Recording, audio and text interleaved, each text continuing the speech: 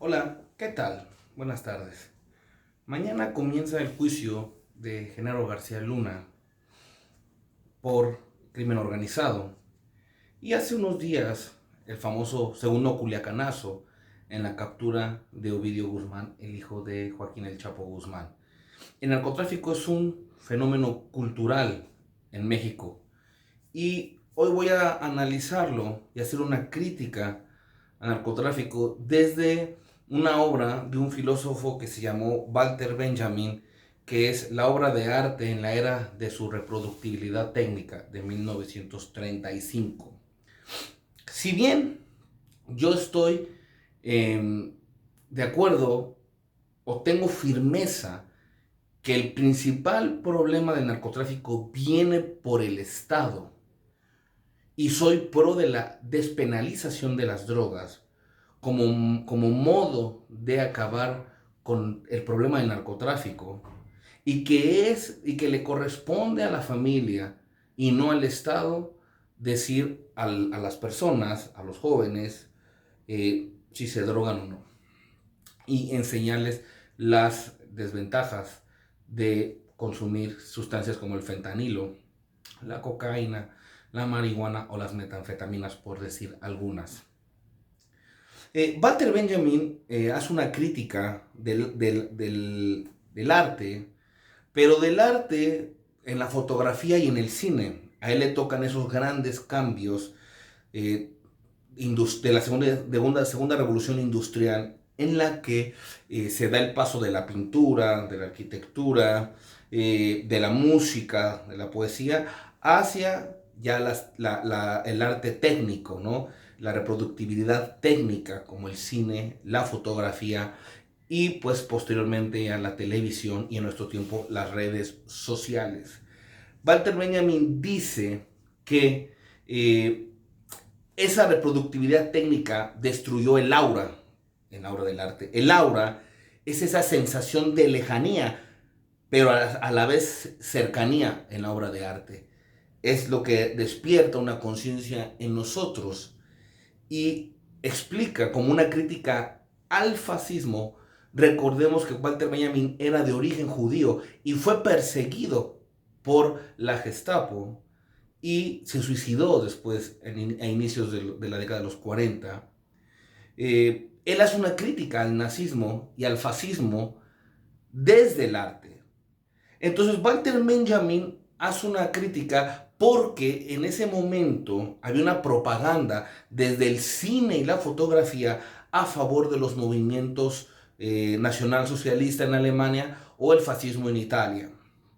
Entonces Walter Benjamin va a decir, bueno, ¿qué pasó desde el paso del arte hasta este arte que promueve la guerra? Vemos el famoso manifiesto de Marinelli, el padre del futurismo, que exalta la tecnología, como dice que es mejor un carro que la victoria de una batalla, en la batalla de las guerras médicas, por ejemplo, entre los griegos y los persas. Entonces, Walter Benjamin va a encontrar un factor, va a decir, eh, el fascismo hizo una estetización de la política. Estetización viene de estética, hizo estético. Estética, como desde la filosofía del arte, es lo que estudia lo bello, lo sublime, lo bueno, de la estética clásica. Entonces, ¿qué es bello y bueno? Bueno, el fascismo, según Walter Benjamin, establece que la guerra, la política es bella. Entonces, hace una estetización de la política.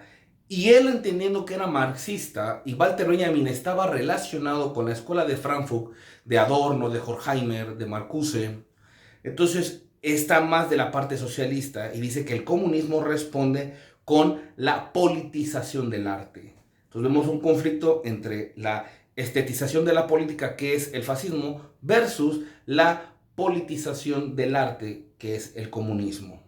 Bueno, yo tomo esas figuras de Walter Benjamin para explicar el narcotráfico. ¿Y cómo va a ser?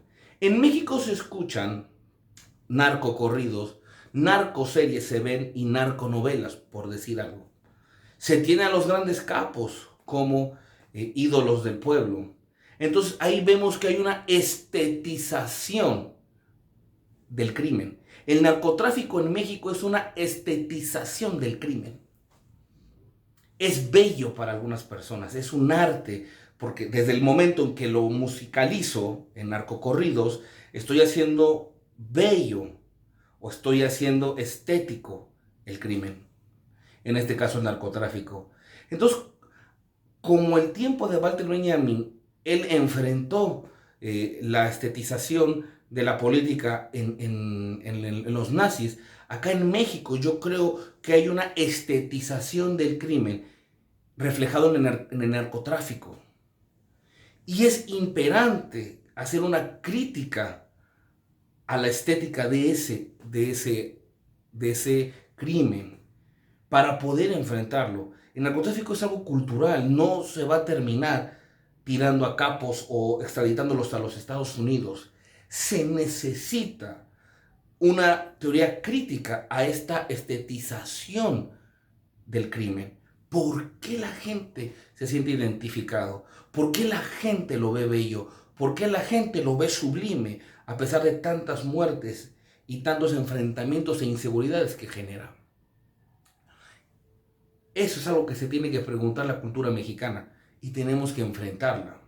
¿Cómo? Yo pienso que hay una necesidad de un heroísmo, nada más que el narcotráfico es una especie de heroísmo a la inversa.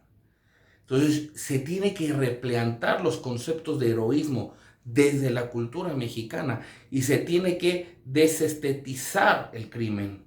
¿Cómo?